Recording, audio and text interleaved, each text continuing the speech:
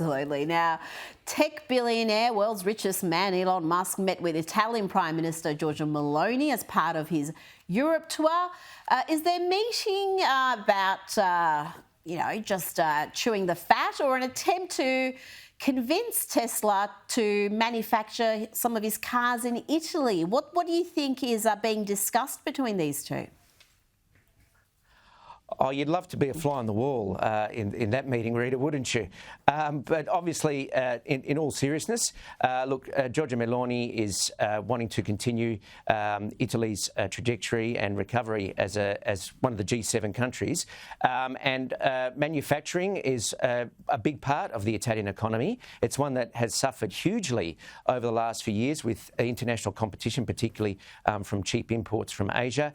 And getting cars manufactured in Italy, let's face it, Italians have expertise in manufacturing cars. I mean, we manufacture the best cars in the world. So it makes sense to me. And again, a win for Italians and a win for the Italian economy.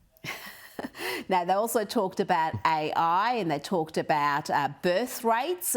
It's interesting because Elon Musk sees depopulation as an enormous threat to the world, and I think Meloni shares that as well. She's very centred on the family. How do you think she's travelling? Because when she was elected, we heard such hysteria from the media in the West in particular, calling her an extremist, a fascist, a ultra-right wing, but that's not how she is seen in Italy, and she's enormously popular.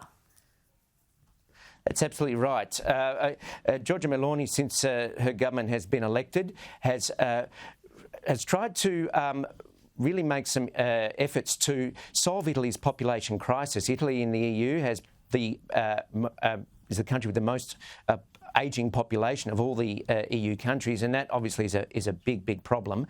And Meloni's government has tried to address that through tax incentives to families, through companies, tax cuts to businesses to employ women.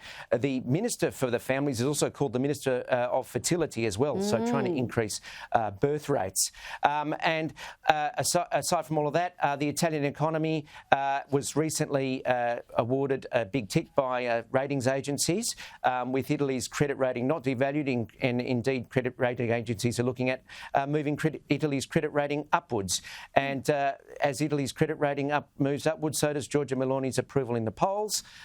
It is far higher than it was even when she was elected. So if an election were held today, she would go over the 40% mark quite easily, which would allow her to form government with her and her coalition partners. So Italians are giving Giorgia Meloni big ticks of approval, as are the international financial markets.